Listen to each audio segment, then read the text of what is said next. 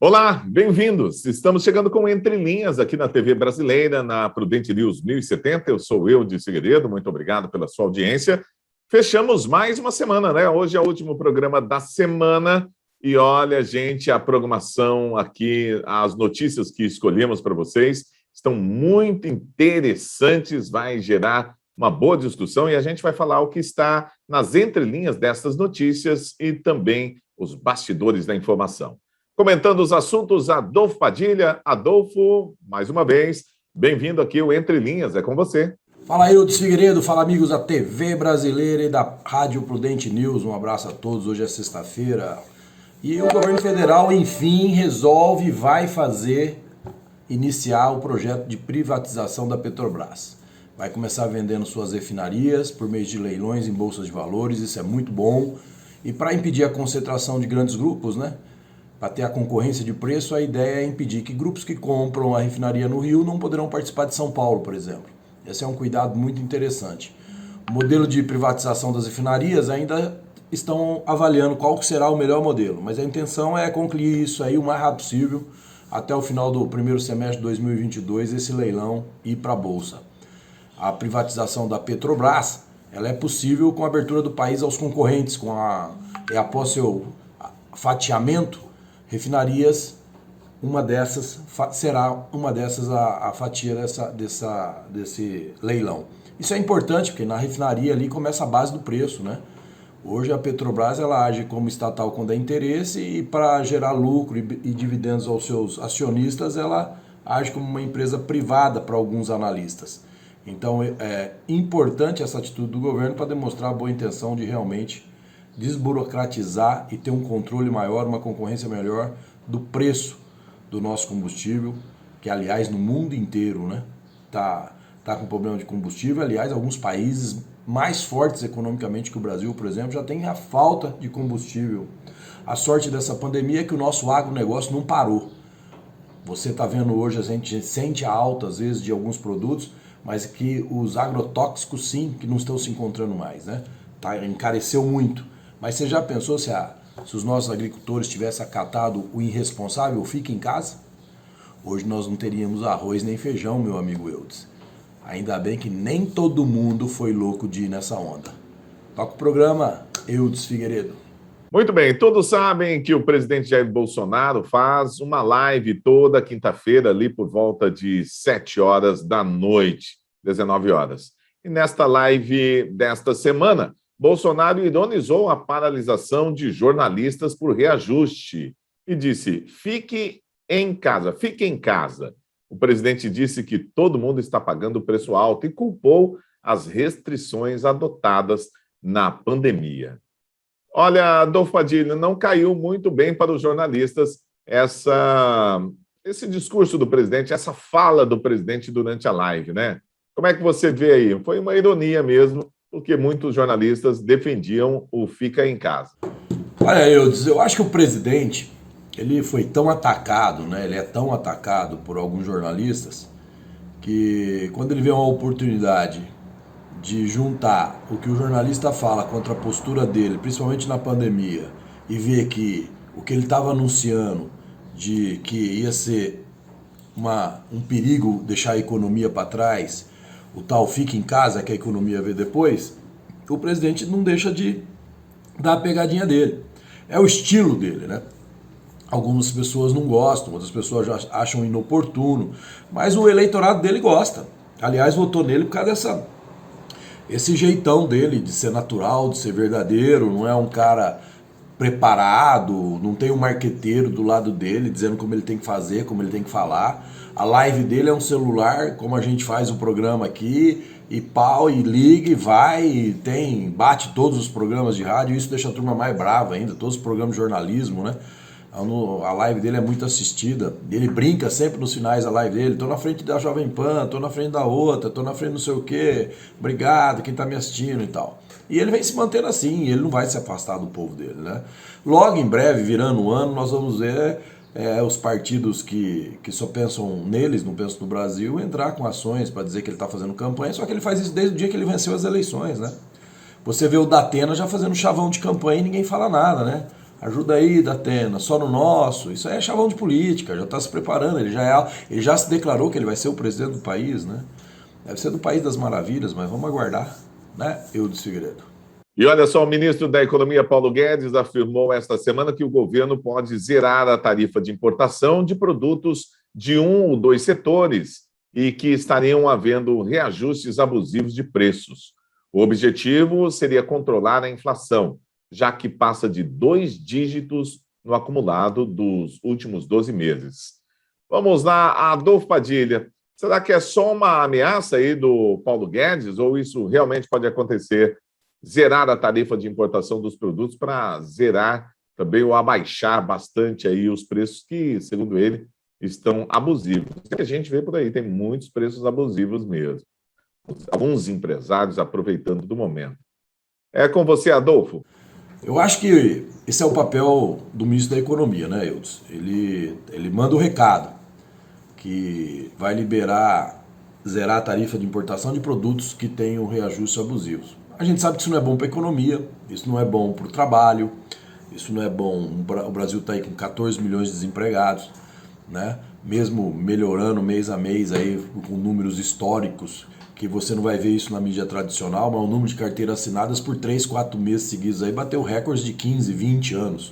Mas o pessoal prefere não lembrar disso, né? Não tem mais o dinheiro público ali para eles estarem falando sobre isso, mas você consegue procurar essas informações nos canais que são imparciais, né?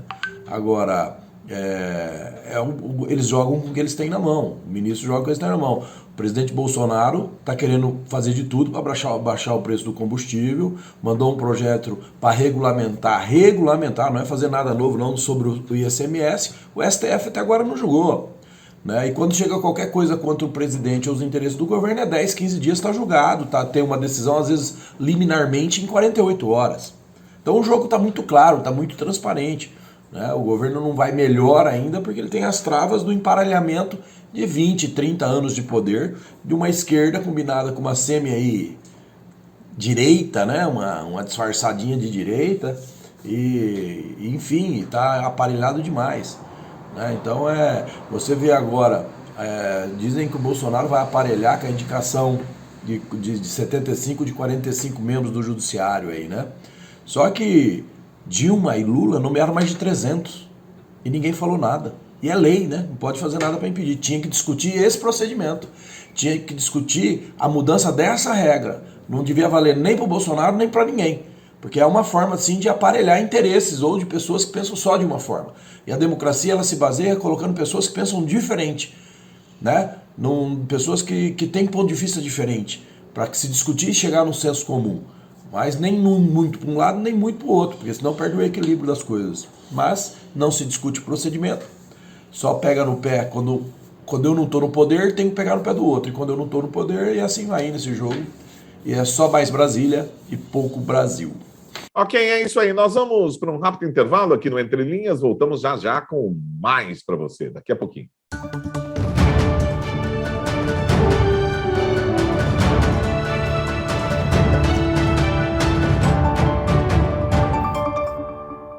E olha só, estamos de volta aqui com o Entre Linhas na TV brasileira, na Prudente News 1070. Empresários do setor, como de produção de proteína animal, comunicação e de calçados, se reuniram esta semana com o presidente Jair Bolsonaro para pedir apoio do governo ao projeto que permite a prorrogação da desoneração da folha dos trabalhadores, né? Pouco depois da reunião com os empresários, Bolsonaro informou em discurso durante um evento no Palácio do Planalto que irá prorrogar a medida. Notícia boa para o empresariado. Vamos lá, Adolfo Padilha. O presidente Bolsonaro já tinha sinalizado que vai prorrogar isso até 2023 há muito tempo. Na semana passada você via no berrante virtual dizendo que o governo ameaçava não prorrogar a desoneração da folha. Mentira, o governo sempre se posicionou a favor disso. O governo sempre se posicionou a favor de facilitar as coisas para o empregador. Esse é um governo que pensa assim, é o modus operandi do governo. poder gerar mais trabalho, poder gerar mais emprego. Qualquer outra informação que saiu até a semana passada era para misturar informação, mudar a informação, criar confusão, que é uma prática muito comum, infelizmente, hoje na grande mídia, na mídia tradicional, que já não é tão grande assim, né, porque está perdendo muito público. Então, o governo sempre se colocou à disposição de aumentar. Antes era até o fim de 2026, ele antecipou até o fim de 2023, para ver se até lá as empresas ganham um fôlego, se aumenta o número de empregados. O que a gente não pode é aumentar essa lista de pessoas aí que passa de 14 milhões de pessoas que estão desempregadas. A gente sabe que a pandemia não ajudou quase em nada. Essa briga política que criaram para a pandemia, pensando em só tentar desmerecer e desacreditar o governo federal, tirando todo o poder de autonomia, só liberou dinheiro, isso é claro. Não dá para acusar quem liberou dinheiro enquanto você vê governadores que gastaram errado, gastaram totalmente equivocadamente. Lá a CPI do Consórcio Nordeste está fazendo um bagaço lá, está pegando tudo, conseguiu fazer acordo de delação premiada. Aquilo é uma CPI para apurar o desvio de dinheiro. Aqui para o Sul ainda não veio, mas deveria vir. Aí ia ver que a coisa é feia, né? Tem estados aí que arrotam estar bem, mas teve um número de mortes muito maior na proporção do que o Brasil, por exemplo, né? Foi estados que bateram o recorde de morte. E a culpa é do presidente Bolsonaro? Não, ele liberou o dinheiro. Quem fez o que quis com o dinheiro, hospitais imensos e que não foram usados, quem não lembra disso, né? Não vamos esquecer não, quando a gente vier aqui a gente vai lembrar. Ok, Adolfo, nós vamos colocar agora uma informação que saiu no site poder360.com.br. Uma notícia muito positiva sobre o Banco de Desenvolvimento, o Banco Nacional de Desenvolvimento Econômico e Social. É o chamado BNDES. Ele teve um lucro líquido de 11,3 bilhões no terceiro trimestre. O resultado é 29% maior que o do mesmo período de 2020, foi publicado nesta quinta-feira. Com o lucro de 11 bilhões, o BNDES acumula, então, um lucro líquido de 26,4 bilhões nos 9 primeiros meses de 2021. Resultado maravilhoso aí no BNDES. Vamos lá, Adolfo Padilha, como é que você viu essa notícia aí? Todos os resultados das estatais, depois de 20, 30 anos, estão positivos. Isso não quer dizer que o presidente não pensa ou abriu mão de privatizar boa parte das estatais. Porque algumas pessoas não entendem que às vezes privatizar é um processo longo, é um processo jurídico que não pode ter erros, senão volta tudo para trás.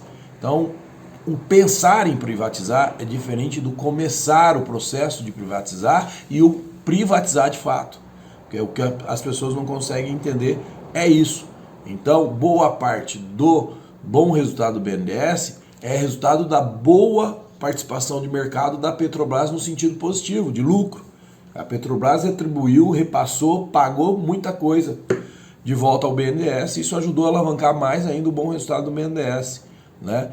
Então, quer dizer, a gente tem que saber o momento da economia, a gente tem que saber qual passo que a gente vai fazer. O que o Brasil precisa de uma reforma administrativa.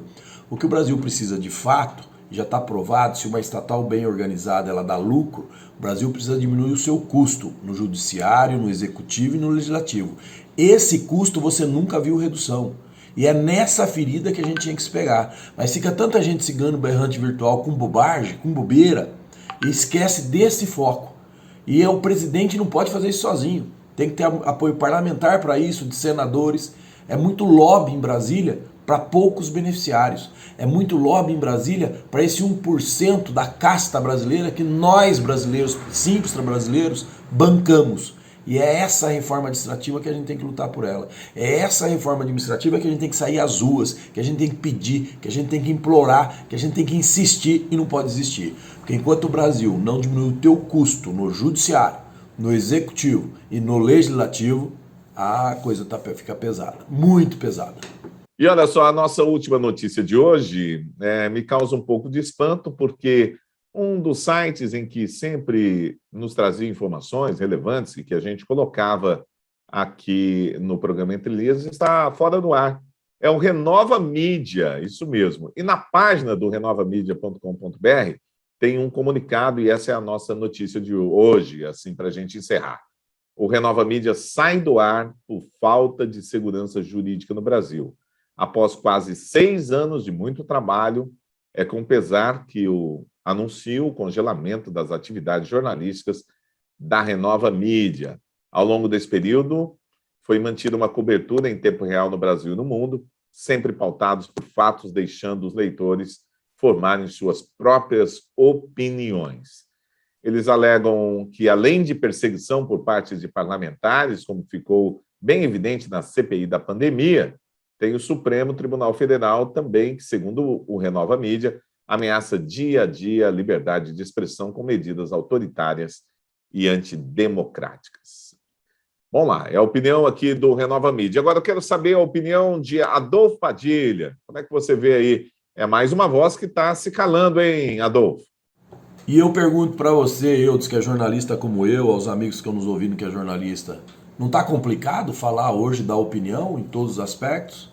Está complicado você falar qualquer coisa que você discorde de uma imposição, discussão de gênero, por exemplo, a própria política, né? Você não vê ninguém da esquerda sendo penalizado pelo STF no ramo jornalístico, com os absurdos que escrevem, né? Com as bobagens, com os ataques diretos que fazem à instituição presidente da República, independente de quem seja. E você vê o STF mandando prender jornalistas porque fala a verdade sobre o comportamento do STF, né? Sobre esse duplo padrão de entendimento. Nós tivemos jornalista preso, nós tivemos deputado preso, nós temos presidente de partido preso, nós temos jornalistas sob ameaça, né? Proibidos de ir para a rede social, e quem era o ditador é o presidente. O presidente não mandou prender ninguém, pelo contrário, ele mandou todo mundo sair para a rua, né? E você vê, e ainda ficam querendo pôr essa tarja, que o presidente é o ditador, que o presidente é o genocida.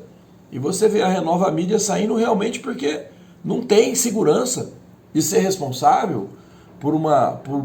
A Renova Mídia era uma plataforma muito vista e com certeza recebeu requerimentos lá. Pode ter certeza disso, né? Ele diz bem claro que não há mais segurança jurídica num país para um jornal independente, sem amarras políticas, manter suas atividades. É verdade. E por enquanto eu faço que nem o nosso conhecido amigo Augusto Nunes, que você conhece, que eu conheço, que todo mundo conhece pela Jovem Pan, que eu tive o prazer de conhecer pessoalmente. Ele fala isso. Até quando vão deixar, principalmente o Alexandre Moraes, fazer o que ele faz e determinar o que ele determina? Dá nisso. As pessoas ficam com medo. Vai recorrer a quem?